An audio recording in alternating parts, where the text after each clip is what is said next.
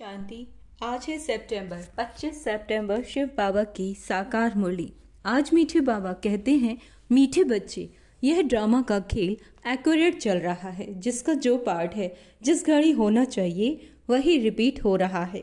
ये बात यथार्थ रीति समझना है। प्रश्न, तुम बच्चों का प्रभाव कब निकलेगा? अभी तक किस शक्ति की कमी है? उत्तर, जब योग में मजबूत होंगे तब प्रभाव निकलेगा। अंडरलाइन करेंगे, जब योग का प्रभाव यानी हम योग में मजबूत होंगे तो प्रभाव निकलेगा। अभी वह जौहर नहीं है। याद से ही शक्ति मिलती है। ज्ञान तलवार में याद का जौहर चाहिए जो अभी तक कम है। अगर अपने को आत्मा समझ बाप को याद करते हो तो बाबा कहते बेड़ा पार हो जाएगा। अगर अपने को आत्मा समझ के, बाबा कहते ये सेकंड की बात है। ओम शांति। रूहानी बच्चों को रूहानी बाप बैठ समझाते हैं। रूहानी बाप एक को ही कहा जाता है, बाकी सब हैं आत्माएं। उनको परम आत्मा कहा जाता है। बाप कहते हैं मैं भी आत्मा हूँ, परंतु मैं परम सुप्रीम सत्य हूँ। आज बाबा ने अपने लिए क्या कहा है? मैं परम सुप्रीम सत्य हूँ। मैं ही पतित पावन ज्ञान का सागर हूँ। बाप कहते हैं मैं आता ही हूँ भारत में। बच्चों को विश्व का मालिक बनाने तुम ही मालिक थे ना। अब स्मृति आई है। बच्चों को स्मृति दिलाते हैं, तुम पहले सतयुग में आए, फिर पाठ बजाते 84 जन्म भोग, अब पिछाड़ी में आ गए हो। तुम अपने को आत्मा समझो। आत्मा अविनाशी है और शरीर विनाशी। आत्मा ही देह के साथ आत्माओं से बात करती है। आत्म अभिमानी हो करके नहीं रहते। अंडरलाइन करेंगे, बाबा ने कहा आत्म अभिमानी होकर नहीं रहते तो जरूर देही अभिमान है। मैं आत्मा हूँ ये सब भूल गए। कहते भी हैं पाप आत्मा और पुण्य आत्मा, महान आत्मा। वह फिर परमात्मा तो बन नहीं सकते। कोई भी अपने को शिव कह ना सके। शरीरों को शिव नाम तो बहुतों के हैं, है ना? तो बाबा कहते शरीरों के शिव नाम तो बहुतों के हैं। आत्मा जब शरीर में प्रवेश करती है तो नाम पड़ता है, क्योंकि शरीर से ही पाठ बचाना होता है। तो मनुष्य फिर शरीर के भान में आ जाते हैं, सोचते हैं मैं फलाना हूँ। अभी समझते हैं हाँ मैं आत्मा हूँ, हमने 84 का पाठ बजाया है। अभी हम आत्मा को जान गया हूँ। हम आत्मा सतो प्रधान थी, फिर अभी तमो प्रधान बनी हूँ। बाप आते ही हैं तब जब सब आत्माओं पर कट लगी हुई है। जैसे सोने में खाद पड़ती है ना, तुम पहले सच्चा सोना हो, फिर चांदी तांबा लोहा पड़कर तुम बिल्कुल काले हो गए हो। यह बात और कोई समझा न सके। सब कह देते हैं आत्मा निर्लेप है, खाद कैसे पड़ती है। यह भी बाप ने समझाया है बच्चों को। बाप कहते हैं मैं आता ही भारत में हूँ। जब बिल्कुल तमो प्रधान बन जाते हैं तब आता हूँ। एक्यूरेट टाइम पर आते हैं। जैसे ड्रामा में एक्यूरेट खेल चलता है ना, जो पार्ट जिस घड़ी होना चाहिए उस समय फिर रिपीट होगा। उसमें जरा भी फर्क पड़ नहीं सकता। वह है हद का ड्रामा। बाबा कहते यह है बेहद का ड्रामा। यह सब बहुत महीन समझने की बातें हैं। बाप कहते हैं तुम्हारा जो पार्ट बचा वह ड्रामा अनुसार। कोई भी मनुष्य मात्र न रचयिता को न रचना को आदि मध्य अंत को जानते हैं। ऋषि मुनि भी नेति नेति करते गए। अब तुमसे कोई पूछे रचयिता और रचना के आदि मध्य अंत को जानते हो तो तुम झट कहेंगे हाँ। सो भी तो सिर्फ तुम अभी ही जान सकते हो, फिर कभी नहीं।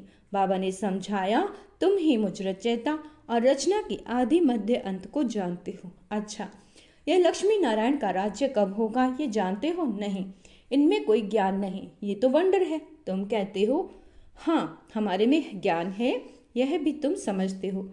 बाप का पाठ ही एक बार का है। तुम्हारी एम ऑब्जेक्ट ही है ये लक्ष्मी नारायण बनने की। बन गए फिर तो पढ़ाई की दरकार नहीं रहेगी। बैरिस्टर बन गया सो बन गया। बाप जो पढ़ाने वाला है उसको याद तो करना चाहिए। तुमको सब सहज कर दिया। बाबा बार बार तुम्हें कहते हैं पहले अपने को आत्मा समझो। मैं बाबा का हूँ। पहले तुम नास्तिक थे, अभी आस्तिक बने हो। इन लक्ष्मी नारायण ने भी आस्तिक बनकर ही ये वर्षा लिया जो अभी तुम ले रहे हो। अभी तुम आस्तिक बन रहे हो। आस्तिक नास्तिक। बाबा कहते यह अक्षर इस समय के हैं, वहाँ ये अक्षर ही नहीं। पूछने की बात ही नहीं रहती। यहाँ प्रश्न उठते हैं तब तो पूछते हैं रचता और रचना को जानते हो तो कह देते हैं नहीं। बाप ही आकर अपना परिचय देते हैं। बाबा कहते और रचना के आदि मध्य अंत का राज समझाते हैं। बाप है बेहद का मालिक रचना, बच्चों को समझाया गया और धर्म संस्थापक भी यहाँ जरूर आते हैं।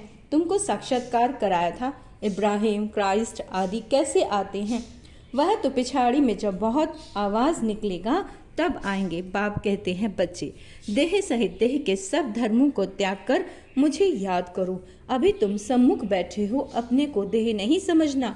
मैं आत्मा हूँ, अपने को आत्मा समझ बाप को याद करते रहो तो बेड़ा पार हो जाएगा। सेकंड की बात है, मुक्ति में जाने के लिए ही भक्ति आधा कल्प करते हैं, लेकिन कोई भी आत्मा वापस जा नहीं सकती। 5000 वर्ष पहले भी बाप ने ये समझाया था, अभी भी समझाते हैं। श्री कृष्ण यह बातें समझा नहीं सकते, उनको बाप भी नहीं कहेंगे। बाप है लौकिक, अलौकिक और पारलौकिक। हद का बाप लौकिक, बेहद का बाप पारलौकिक आत्माओं का। और यह बाबा कहते एक यह है संगम युगी वंडरफुल बाप, इनको अलौकिक कहा जाता है।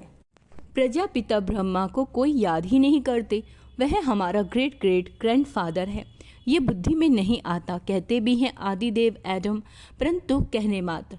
मंदिरों में भी आदिदेव का चित्र है ना, तुम वहाँ जाएंगे तो समझेंगे, यह तो हमारा यादगार है। बाबा भी बैठे हैं, हम भी बैठे हैं, यहाँ बाप चैतन्य में बैठे हैं, वहाँ जड़ चित्र रखे हैं। ऊपर में स्वर्ग भी ठीक है, जिन्होंने मंदिर देखा है वह जानते हैं कि बाबा हमको अब चैतन्य में राजयोग सिखा रहे हैं, फिर बाद में मंदिर बनाते हैं। यह स्मृति में आना चाहिए कि यह सब हमारे यादगार हैं।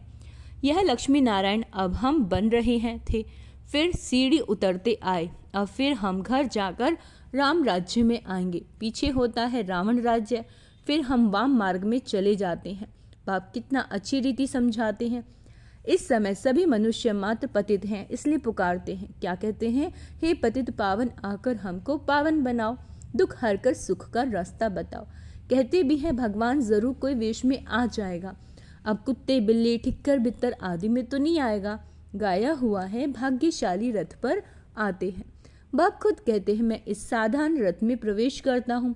ये अपने जन्मों को नहीं जानते, तुम अभी जानते हो। इनके बहुत जन्मों के अंत में जब वानप्रस्थ अवस्था होती है तब मैं प्रवेश करता हूँ। भक्ति मार्ग में पांडवों के बहुत बड़े बड़े चित्र बनाए। रंगून में बुद्ध का भी बड़ा चित्र है। इतना बड़ा कोई मनुष्य होता थोड़ी है। बच्चों को तो अब हंसी आती होगी। रावण का चित्र कैसा बनाया है, दिन प्रतिदिन बड़ा करते जाते हैं। ये क्या चीज़ है जो हर वर्ष चलाते हैं? ऐसा कोई दुश्मन होगा, दुश्मन का ही चित्र बनाकर चलाते हैं। अच्छा रावण कौन है, कब दुश्मन बना जो हर वर्ष जलाते आए हैं? इस दुश्मन का किसी को भी पता नहीं, उनका अर्थ कोई बिल्कुल नहीं जानते। बाप समझाते हैं वह है ही रावण संप्रदाय, तुम हो राम संप्रदाय। अब बाप कहते हैं ग्रस्त व्यवहार में रहते कमल फूल समान बनो और मुझे याद करते रहो। कहते हैं बाबा हंस और बगुले इकट्ठे कैसे रह सकते हैं, खिटखिट होती है सो तो जरूर होगा, सहन करना पड़ेगा, इसमें बड़ी युक्तियां भी हैं। बाप को कहा जाता है रांझू रमजाबाज, सब उनको याद करते हैं ना, हे भगवान दुख हरो, रहम करो, लिबरेट करो। वो लिबरेटर बाप सबका एक ही है। तुम्हारे पास कोई भी आते हैं तो उनको अलग अलग समझाओ। कराची में एक एक को अलग अलग बैठ समझाते थे। तुम बच्चे जब योग में मजबूत हो जाओगे तो फिर तुम्हारा प्रभाव निकलेगा। अभी अर्जुन वह जौहर नहीं, याद से शक्ति मिलती है, पढ़ाई से शक्ति नहीं मिलती। ज्ञान तलवार है, उसमें याद का जौहर भरना है। तो बाबा कहते उसमें शक्ति कम है।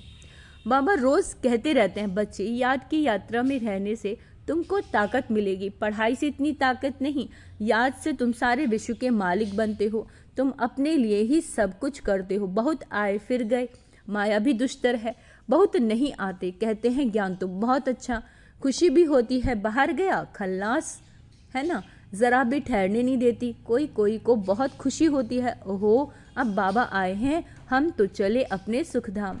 बाप कहते हैं अभी पूरी राजधानी स्थापन ही कहाँ हुई है, तुम इस समय हो ईश्वरीय संतान, फिर होंगे देवताएं।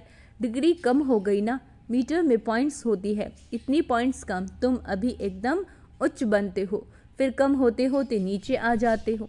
सीढ़ी नीचे उतरना ही है, अब तुम्हारी बुद्धि में सीढ़ी का ज्ञान है। चढ़ती कला सर्व का भला, फिर धीरे धीरे उतरती कला होती है। शुरू से लेकर इस चक्र को अच्छी रीति समझाना है। इस समय तुम्हारी चढ़ती कला होती है, क्योंकि बाप साथ है ना। ईश्वर तुमको मनुष्य सर्वव्यापी कह देते हैं। वह बाबा मीठे मीठे बच्चे कहते रहते हैं, फिर बच्चे और बच्चे फिर बाबा बाबा कहते हैं। बाबा हमको पढ़ाने आए हैं। आत्मा पढ़ती है, आत्मा ही कर्म करती है। हम आत्मा शांत स्वरूप हूँ, इस शरीर द्वारा कर्म करती हूँ।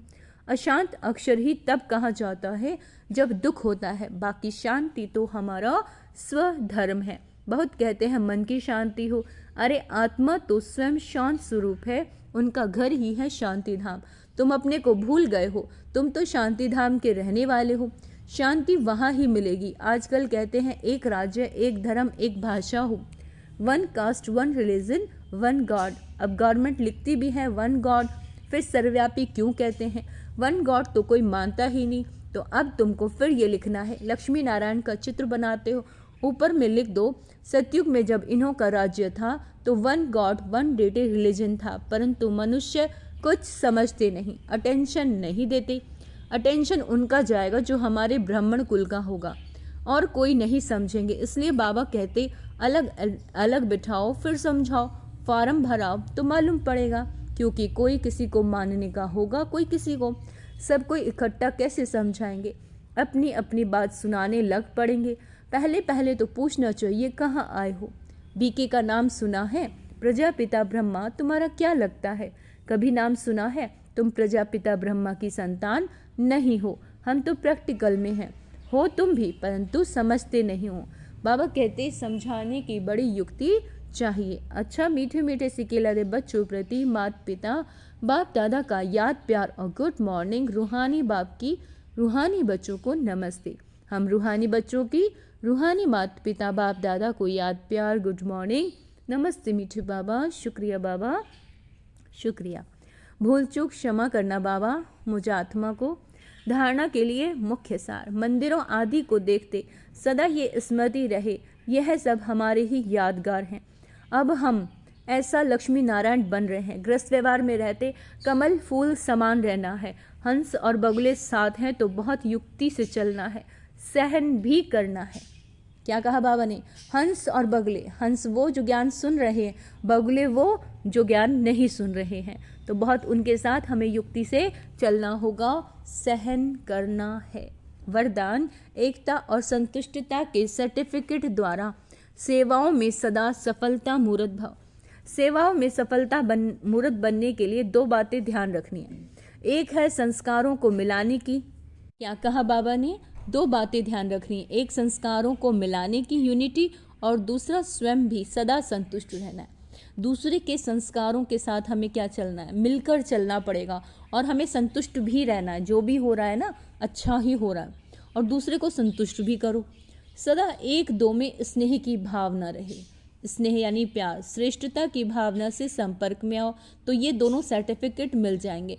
फिर आपके प्रैक्टिकल जीवन बाप की सूरत का दर्पण बन जाएगी, और उस दर्पण में बाप जो है जैसा है वैसा दिखाई देगा। स्लोगन है, आत्म स्थिति में स्थित होकर अनेक आत्माओं को जिए दान दो तो दुआएं मिलेंगी। यानी खुद आत्मिक स्वरूप में स्थित होकर दूसरे को भी आत्मा देखो, फिर उसे ज्ञान दो तो उन्हें जिए दान मिलेगा। तभी उन्हें टचिंग आएगी, समझ में आएगी बात। अव्यक्त इशारे, अब लगन की अग्नि को प्रज्वलित कर योग को ज्वाला रूप बनाओ। जैसे अग्नि में कोई भी चीज़ डालते हैं, नाम रूप गुण सब बदल जाता है ना। कोई भी चीज़ रहती है सब ऐसे। जब बाप को याद की लगन की अग्नि में पड़ते हो तो परिवर्तन हो जाते हो। मनुष्य से ब्राह्मण बन जाते हो, और फिर ब्राह्मण से फरिश्ता, फिर फरिश्ते से देवता बन जाते हो। लगन की अग्नि से ऐसा परिवर्तन होता है जो अपनापन कुछ भी नहीं रहता। इसलिए याद को ही ज्वाला रूप कहा जाता है।